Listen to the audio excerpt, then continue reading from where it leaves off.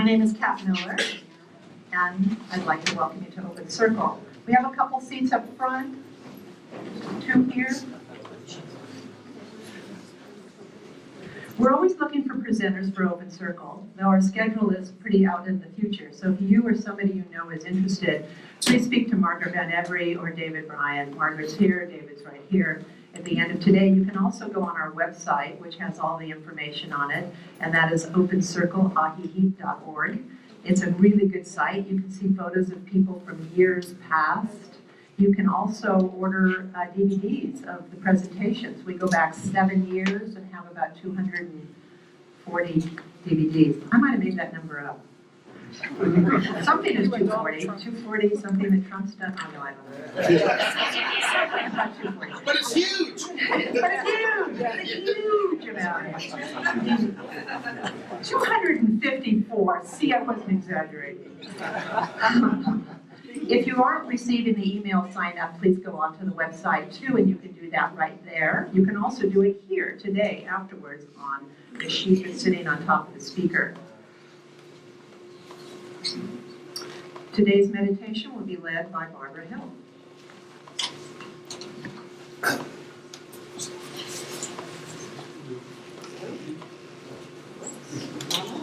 Just give it a second.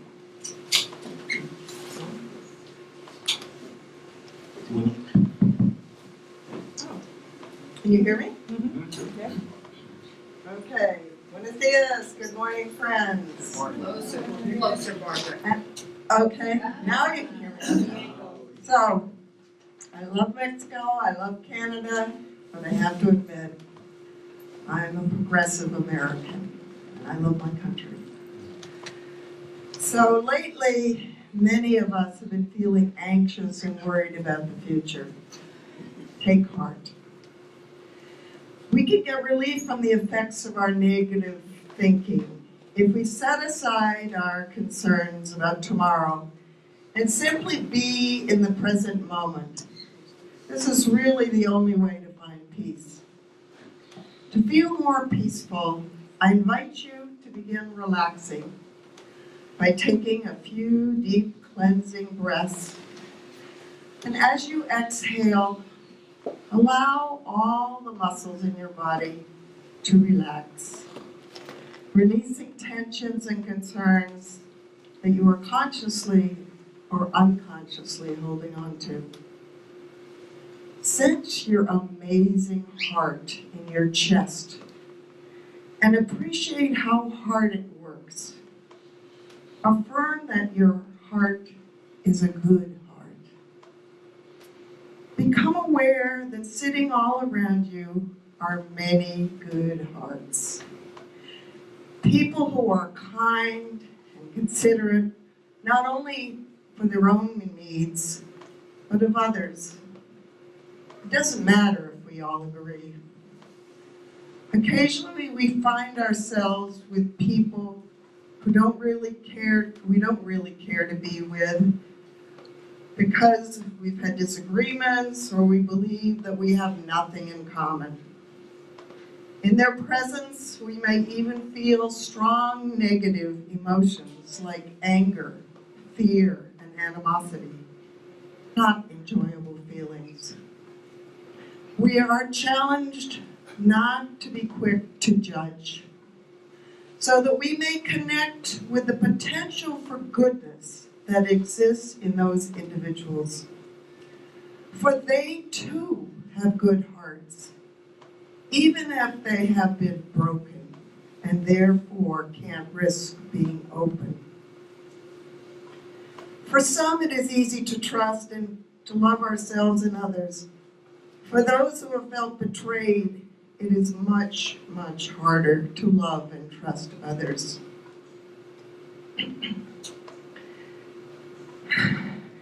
So, for a moment, let's be still and just appreciate our good, strong hearts as we breathe and connect with the spirit of love.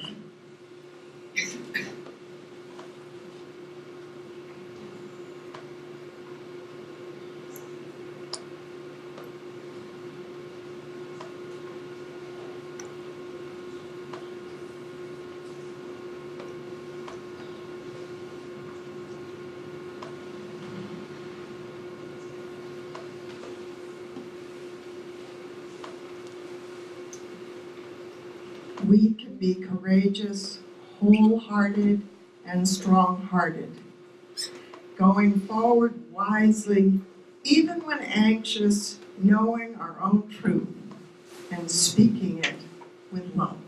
Thank you.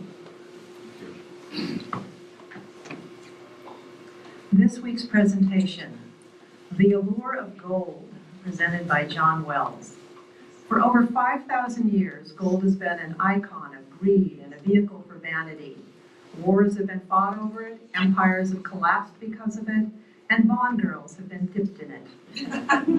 John will discuss topics such as Jason and the Argonauts, quest for the golden fleece, the use of gold by the Egyptian pharaohs, the Greeks and the Romans, and the role of gold in the concept of money, the Spanish conquistadors, the Aztecs, and the Incas, gold rushes such as the California 49ers, and gold mining today. John Wells graduated from the Royal School of Mines, London, and has worked for 45 years in the mining industry in Africa, Australia, Nevada, and South America. Please welcome John.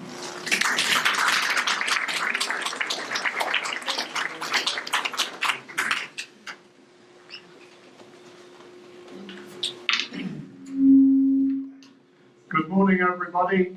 Can you hear me? Thanks for coming out on what's been a pretty miserable morning here in Ajijic. As just mentioned, I've divided this talk into 4 or 5 different segments. I want to talk a bit about the history of gold. We'll go back 5,000 years, talk about the pharaohs, the Macedonian superman, Alexander the Great. We'll talk about production of gold, what it's used for, what it's worth, and current day mining. I've got a couple of references of Mexico. And then finally, I hope I have time to talk a bit about the quite interesting and quite rich history of gold here in our village of Ajijic. This was a centre, not a huge centre, but it was a centre of mining. Gold is part of our lives. It's everywhere. I turned on the internet this morning and I saw Donald Trump meeting various people from all over the world, and he was shaking hands with Nigel Farage, the other interesting guy, in front of a door in the Trump Tower that looked as though it was made out of about 2 tons of gold. But in our language, it's there every day, as good as gold, the golden rule. She or he was worth their weight in gold. The golden fleece, I'll talk a little bit about what the golden fleece was, gilding the lily. Now, what is it about gold that has led people to conquer other countries, to fight wars and so on? What is it about this metal? Gold is currently worth selling around $1,300 US dollars an ounce. It's been as high as 1,800. It's worth a lot of money. And just what is it that really allures people to gold? We can't eat it. An ounce of gold is worth 1,300 US dollars. An ounce of steel that we use in our everyday lives is worth 3 or 4 cents. So we're looking at a huge order of magnitude. One of the things that I like about gold is it's very easy to work. It's very malleable. The people 5,000 years ago, just like Gollum in the movie, they found something sparkling in the river that attracted them, and it was this ability to mould it, to form it into jewellery and so on that had added to its value. One of the real interesting, neat things about gold that's quite unique. Now, I don't know if any of you, this is just a Mexican 10 peso, but an ounce of gold is pretty much this much. It's about this size. And if you take that gold and you beat it, it can be beaten to a thickness of this one might stay in your minds, 0.000005 inches. And so what you see, if you go to places like Moscow or Burma, Rangoon, and you look out of your hotel room in the morning, you see these superb minarets covered with gold. But the amount of gold that's actually there is quite small.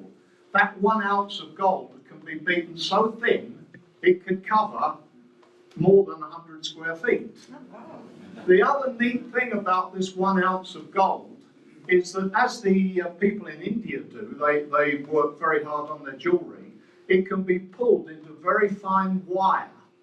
And believe it or not, 1 ounce of gold could be pulled into a string of wire that would stretch from here to downtown Guadalajara.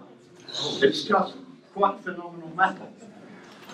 My personal view about gold, that I think really has made it such a magnet for people since 5, 6, 10,000 years ago, is this. It's the colour. There really is something very special about gold. It is such a beautiful colour, as I said on the internet this morning. It's used, okay. So gold, the origin of the word gold comes from the Old English, Anglo-Saxon, gallo, G-E-L-O, which is gallo, yellow. So hence in the business we often refer to gold as the yellow metal. Its chemical symbol, if you look in the periodic table of elements, is Au.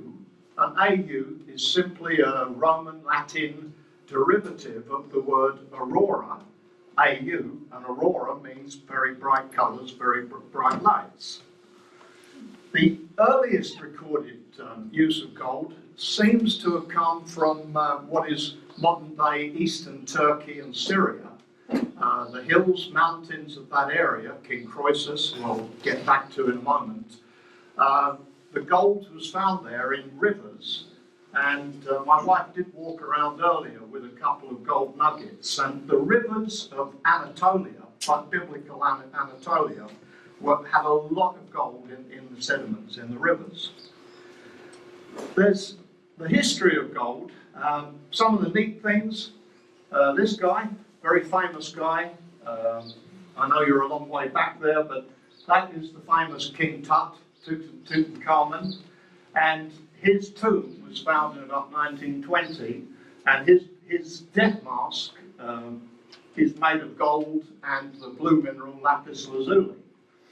There is some theory currently that this mask might not in fact have been made for King Tut. It may have been made for his mother, because there are certain elements of that that are very female in appearance. The Bible has, I'm told, over 400 references to gold. Abraham in Genesis 13 was said to be rich in gold and silver.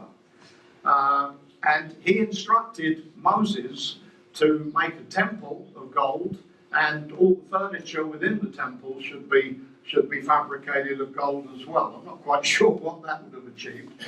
Solomon, 1100 BC, he loved gold. He had King Solomon's mines, and in 1100 BC he was drinking his wine out of golden wine glasses. The Queen of Sheba, she had stacks of it. Crassus was a Roman general at the time of Caesar and Mark Antony, and Crassus buzzed off to what is now Iran, ancient Persia, and he invaded Persia in a quest for gold. The sad story is that the Persians captured him, and they said, "You like gold so much, you can eat it." And they fed him with gold, and of course the outcome of that was pretty grim. Genghis Khan, in his world conquests, he went to India, and he found gold and saw quite a lot of gold there. Now, one of the neat things that in my research that I found very fascinating is this stuff, which we've all got and we all value. It's called money. And when I went back and did a bit of research, before we had gold coins, before we had bits of paper, that's all it is, a bit of paper, people in the ancient times needed money. And so there was barter going on, and the things that they used were cattle. I'll give you 2 cows for your daughter. There were limestone discs that were made. There were slaves. They were a source of money. They were a money. There was pepper. There were spices. Seashells, very famously in North America. The North American Indians had something called wampum or wampum or something that were just belts of beautiful seashells. In 1945, Germany, the currency was cigarettes and nylon stockings. It's whatever you think has a value. And the other one I like is salt. Salt was a source of money, hence the word salary derived from salt. But all of these forms of money had some pretty major drawbacks. They were either heavy, you couldn't really carry a lot of cows around with you, they could rot, they could break, or they could, and most significantly, they could be replicated, or in the case of cows and slaves, they might die. But this stuff here, it doesn't rust, it doesn't tarnish, and it's chemically inert in most ways. Not totally inert, and I'll get back to that later, but it is, you can leave a bar of gold on your table, and in 100 years' time, it will still be sitting there. It won't disappear, it won't rust. Now, the first people who really got into coins were probably the Egyptians and a guy called King Croesus. And some of you may have heard of the term to be as rich as Croesus. Croesus was an Anatolian king who lived about 700 BC, and he bought into the idea that rather than have lumps of salt or limestone discs, he could generate money, and he could cast round coins that were very easy to use. The other guy who really did a lot for gold was, as I said, the Macedonian Superman, Alexander the Great. Now, he was a king of a relatively small province in what is now northern Greece, and he charged off and conquered the world. And one of the reasons he was able to do that is in that part of the world, he had a number of mines.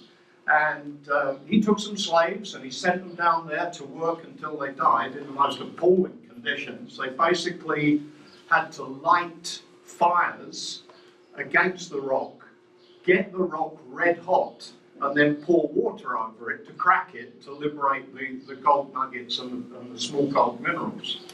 But off he went, and I'm told, I've read, I'm not told, that when he got to modern day Iran, Persia, he, by force, got 360 tons of gold, which would have made him a modern day Donald Trump, I guess. He would have been a pretty wealthy individual. It'd be worth something like $15 billion in today's money. The Romans, they continued after Croesus to develop gold coins, and they developed a gold coin that became currency around 500 BC and remained as a generally accepted coin and currency right up until about 500 years ago. Now, what I really like is that these guys were all mining their gold and making these gold coins, and they were stamping 1 on the coin. And after a little while, they felt they didn't have enough money. So this one particular king, he pulled in all the coins as fast as he could get them, melted them down, and then restamped them with 2 on it. So, you know, really the sort of nothing really changes. These guys were into quantitative easing about 3,000 years ago. The other thing they did is they figured out, hey, we can get clever. We can mix our gold. It doesn't have to be a pure 24-karat gold coin. And they would mix it with a bit of copper or a bit of silver, and so the value of the coin was much less, but they could produce twice as many. Okay, so really up until the 1920s, 1930s, gold really did equate to both power and money, and the old saying, he who has the most gold wins. Now, what I'd like to do now is skip a few hundred years and get us up to 1480, 1490, and events in the old world, particularly in Spain. We had the beginning of the conquest of the Americas. And the Spanish really led the charge into the New World. And the King of Spain, Philip or Ferdinand, I'm not sure of his name, he said to his conquistadors, when they jumped on their boats, he said, guys, get gold, humanely if possible, but at all hazards, get gold. And Columbus was reported in his last prayer to have asked God to show him where the gold was. And of course, we all know what happened next. They arrived. The real story, I guess, of Mexico is much more a silver country. There's a lot more silver in Mexico, but Peru was the gold country. And one of the very sad stories in Peru was the conquistadors there captured the Inca Sun King, and they had him chained up. And he said, "Look, if I will fill a room with gold, will you free me?" And of course, they said that's a good idea, and he duly did. But the mistake he made is that he didn't get free first, and the Spanish ended up with his gold, and he ended up dead. But if all of this gold, the Incas, the Peruvians, saw gold, the value of gold for its beauty. They didn't see it as having a monetary value. It was purely the beauty of it that impressed them. And another one, along with my statistics about how long you can draw wire, I particularly like the Incas referred to gold as the sweat of the sun. They believed that's where it came from. The sun god would sweat and the drops of gold would come down to earth. They also referred to silver as the tears of the moon. I think that's a very poetic description of both silver and gold. In South America, we have the legend of El Dorado, which has never really been found. It was probably a lake somewhere in Colombia. The local king there once a year would be painted with gold, and he would go to the lake and leave various gold things for people to find. The other thing about these guys, the Egyptians, is in their mythology, they believed that their gods in the afterlife had skins of gold. And one of the reasons they did this and produced this mask for King Tut of gold was that when he got there, he would look the part, he'd fit right in. Of course, one of the sad things about the whole Egyptian thing is when the Egyptians eventually blasted their budget and spent all their money, they needed some gold, so they went in and you had state-sponsored grave desecration as they went in and stole a lot of this, and we're lucky in that this one was not found until about, I think it was about 1920. So, what I'm going to do is jump on, oh, by the way, the gold of South America, if you're ever in Bogota, Colombia, or Lima, Peru, the gold museums there are spectacular, and there is still a lot of very beautiful gold jewellery to be seen and appreciated. Okay, now let's jump on a wee bit, and we'll go forward from the Spanish conquistadors. We'll go about 300 years on to the 1800s. And what had become commonly accepted by then was that gold could be used as a reserve currency. Before the US dollar, instead of the pound sterling, gold was the king.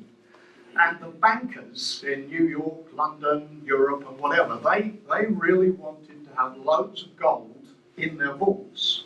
And this set off the most amazing series of events in the 1800s. One of the most famous, of course, was the California Gold Rush, the 49ers. It was said that 300 boats left ports in Europe and New York and whatever to sail to San Francisco in 1 month, full of guys with their picks and shovels and their donkeys ready to get up there to find gold. And 18,000 wagons left Missouri in 1 3-week period with the gold rush. People who were barbers, bakers, they just threw their stuff down and off they went on this let's get rich quick thing. The wonderful gold rush to California was probably one of the most important. The Canadians have the fame of the Yukon, and I particularly like the poetry of Robert Service and the stories of Jack London, who described their adventures in the Yukon. And if any of you ever get up to the land of the midnight sun, one of the most fantastic things I've ever experienced is sitting around the house, the cabin of Robert Service, and having an actor narrate some of that wonderful poetry, which I think all Canadians know by heart. In addition to the Klondike, we had the gold rushes to South Africa, Australia, Brazil, the north and west of Canada, and that's all recorded in some of these wonderful books and poems that were written. Something that always fascinated me was in the 1920s and 30s, there was this huge discussion, President Hoover, Winston Churchill and whatever, about something called the gold standard. And this is when gold truly was the world's currency. The gold standard, I'll have to read this, required that all nations on the gold standard and all of the 48, 49 modern states were all using the gold standard. They should be allowed to freely import and export gold to repay or receive international debts. And by 1900, pretty much the whole world was working on the gold standard. And the general feeling was if you didn't have a gold standard, then bankers and financial guys would start to jippo with the currencies and start to play games like quantitative easing, I guess. And there were always some people who were not too keen about the gold standard. John Maynard Keynes, the economist, he didn't believe in it. And what really ended the key role of gold in money came around because of World War I, or the after effects of World War I, when so many nations were bust economically that the only way they could get their economies going again was to print more of this stuff and have some liquidity. So the story of gold in this last century, the gold standard, where all the international settlements were done by moving this from the bank from Fort Knox to somewhere else. In 1931, they finally, very reluctantly, dropped the gold standard. In 1935, gold was fixed at $35 an ounce, and it remained at that value, $35 an ounce, for 37 years. In 1972, along came another famous American president, Tricky Dicky, and Nixon agreed, and I think it was a good thing, really. He agreed to let the price float. So in 1972, when he took that decision, gold was 35 bucks. It had been 35 bucks since 1935. Gold subsequently went to $850 an ounce in 1988. As a result of that, it set off another gold race, another gold boom. And whereas 100 odd years ago, we had the rushes, the California rush and whatever, in the 1980s and 1990s, 2 or 3 other more modern gold rushes came into effect. Mexico became a very major focus, particularly for Canadian companies. And in the US, Nevada had, prior to that, probably half a dozen gold and silver mines. By the end of the 1980s, Nevada was dotted with mines, big holes in the ground, and so on. As a result of that price increase, the huge dramatic price increases we saw, got the gold production doubled. And it went from 1,500 tonnes a year to something approaching 3,000, 3,200 tonnes. That gold has two sources. Something like 20 to 25% of all the gold that's produced today comes from 2 or 3 villages like this. Sorry for the guys at the back, we can have a look afterwards. 2 or 3 villages, artisans, scraping gold out of the ground. 75–80% of the gold that we produce comes from big operations like this. This one's in Papua in Indonesia, and this one I'll talk about is in Mexico.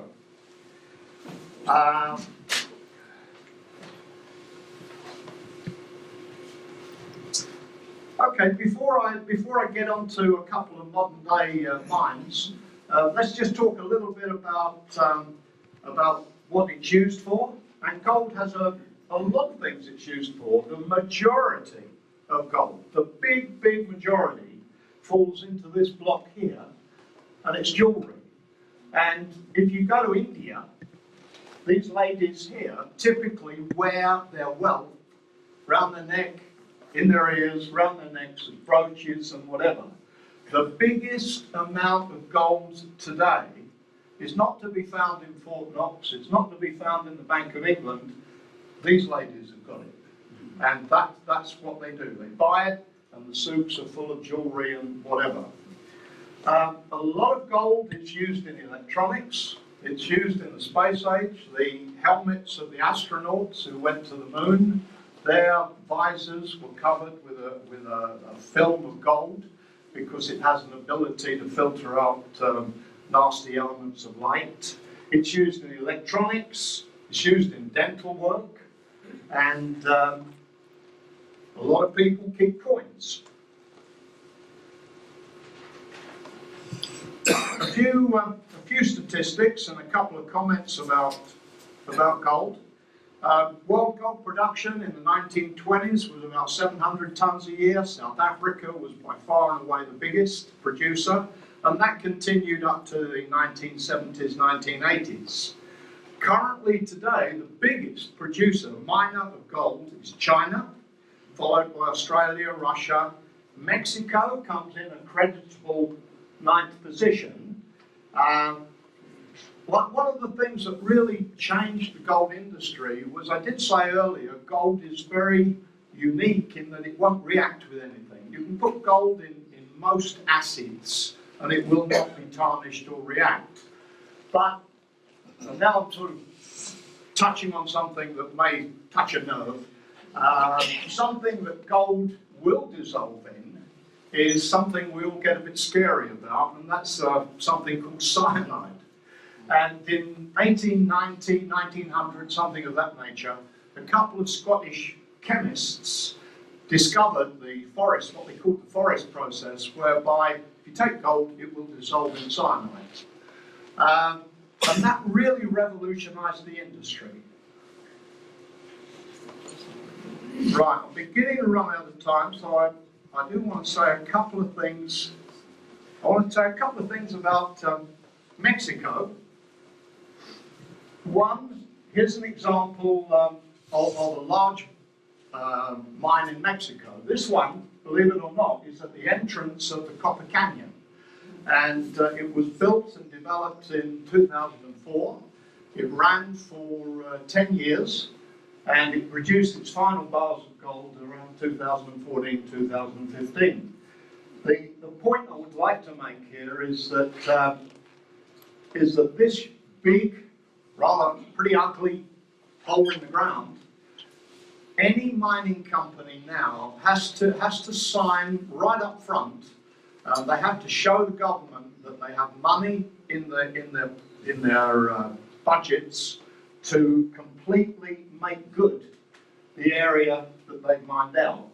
And so what you see here is a photograph after, at the end of mining, all of the equipment goes, the the milling process, everything is taken away and it's bulldozed and contoured.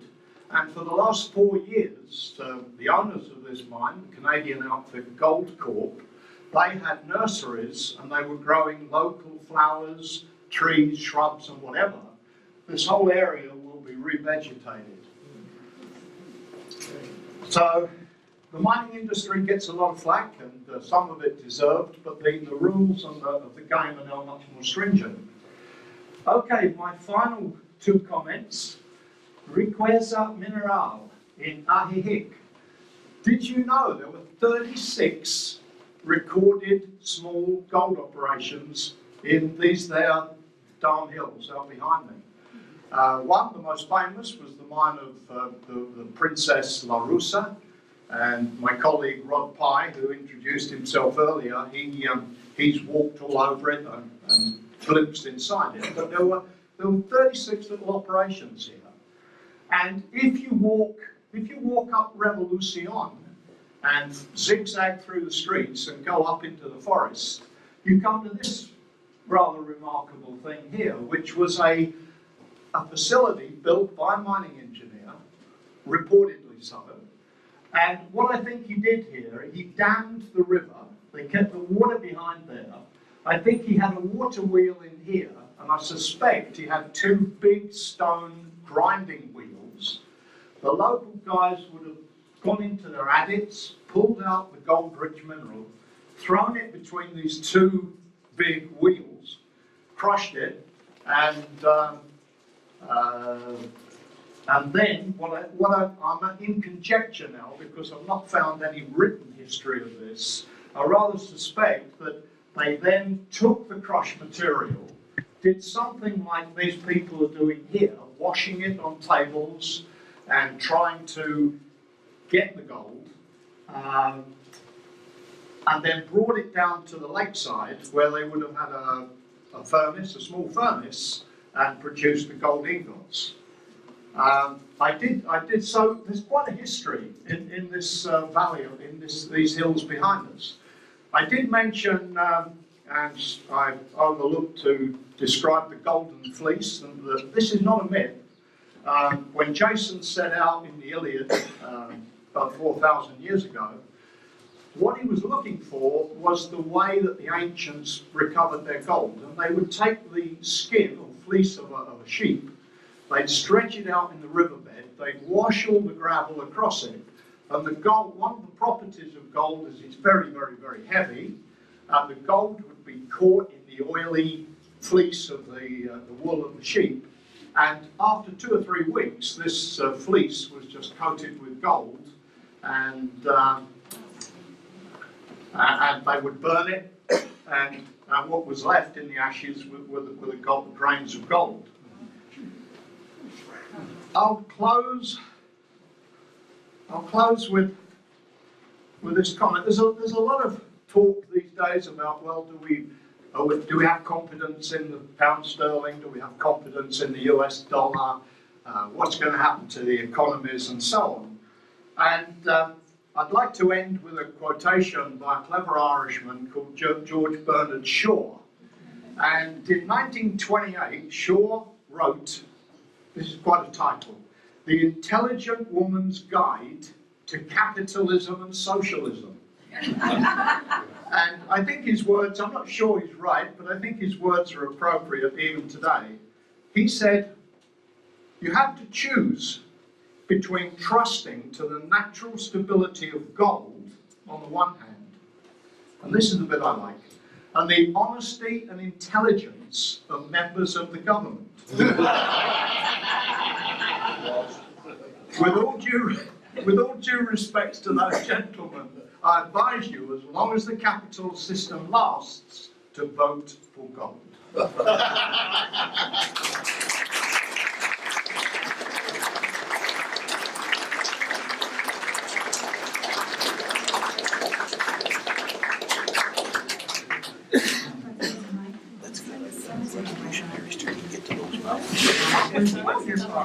Thank you.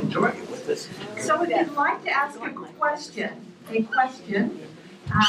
please raise your hand, and mic will be brought to you. To be able to hear the questions, we'll bring a mic this time. So, and you can stand up when the mic gets to you. Right here, we'll start. I've heard. Yes. I've heard that the Chinese have been buying a lot of gold, and do you think they're have to try to back their currency in some way with gold? Yeah, okay. Well, you know, this is more of an economist question in many ways, but I do, my personal view is that gold is becoming increasingly difficult to find and produce. We've got all the easy stuff, and what we're finding now is things like in Chile, we were trying to develop a mine at 15,000 feet in the Andes, and the problem we have is that the remaining gold mines and sources of gold are so difficult to find that I tend to feel reasonably optimistic about gold. The question of whether you should back your currency with gold, I'm not sure, but my feeling is because gold is becoming increasingly difficult to find and mine economically, there'll be less and less of it. Right now, the amount of gold being produced in the world is on a decline. So I think that the Chinese are pretty smart, and to hold some of your resources in gold is a good thing. I mean, all of this stuff, these are a couple of little nuggets from the Yukon in the river, and this one is gold found in silica veins. And you don't see these very much anymore. When you go into a gold mine now, like this one, you won't see any gold. It's there as minute particles. You won't see it. So, yeah, I've always been interested. I've always been interested in why it is that gold, an inert, noble element, can be dissolved in cyanide or aqua regia.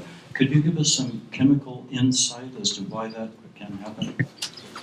Gold will react with cyanide and oxygen, and it's named after a German chemist, Elsner. So it's the Elsner equation, and gold reacts with cyanide. It also, as you rightly say, it will dissolve in aqua regia, which is a mixture of two very strong acids. The neat thing about operations like this, the El Salzar mine in Mexico up in the Copper Canyon, what they did there, what is standard practice, you dissolve the gold in cyanide. The gold goes into solution as a gold cyanate, and then you have to get the gold out of solution back into so you can make bars. And the neat way that we do it now is, as you drive around Mexico, you'll see guys shucking coconuts. And if you often wonder what happens to all those coconuts, well, they take the shells, they grind it up, and char it, and it becomes coconut carbon. And what we do, after we've dissolved it in cyanide, we then pass it through beds of coconut carbon, and the gold comes out of solution and is adsorbed onto the carbon. So there's a very good second-hand market in coconut shells. Where we got back over here? Outside? Hold it up to you. Is there a restriction on how much gold individuals can have? To my knowledge, no. I mean, the market is there. You can buy gold coins. You can buy American gold coins, the Krugerrand in South Africa. I think the Brits make a coin as well. I don't think there's a restriction. Over here, right here. Yeah, I just wanted to add something. You talked about the gold standard, or whether we would have a gold standard. You said gold is being harder to find. That's true, but for a standard, it doesn't matter about the amount of gold. You just raise the price. Agreed. So Yeah, the Chinese can have a standard of gold. yeah, I agree. I have a question about the ethics of gold mining. I've been reading a lot while you've been talking. Just what is it called? The No Dirty Gold campaign, which says that, can I just quote this very quickly? It's one of the world's dirtiest industries, claiming that 1 ring's worth of gold production creates 20 tons of mine waste, and that to try to bring that into Alaska would devastate the entire region and also kill off the largest collection of salmon. Can you comment on that historically or whatever? Yeah, you bet. I sort of expected a question of that nature, and no, it's fine. I'm not here today as an advocate of the mining industry, either for it or against it. My task this morning has just been to amuse people with some stories and anecdotes about gold. Now, the comment you've made, and I think it's a really, really important one. 50 years, if you go back 50 years, gold mining companies could go into Indonesia or the Copper Canyon and they could extract their gold and produce all of this waste rock. They could do it. And at the end of the operation of the mine, after 20 years, they could leave it as a big mess that some other generation would have to clear up. But that was doable. There's 2 pieces of legislation now that all mining companies have to adhere to. One is they have to have a cyanide safety regulation. At the end of this operation here in El Salzo, when the material came out of the process plant, it would go through a cyanide destruct process where we would totally destroy all the cyanide and render it into an inert material. And then the balance, if there was any balance, would sit in the tailings dam. And the other good news is that sunlight will break any remaining cyanide chemicals into just carbon and nitrogen and fairly harmless materials. So there's a very, very strict code of conduct in regards how you use cyanide.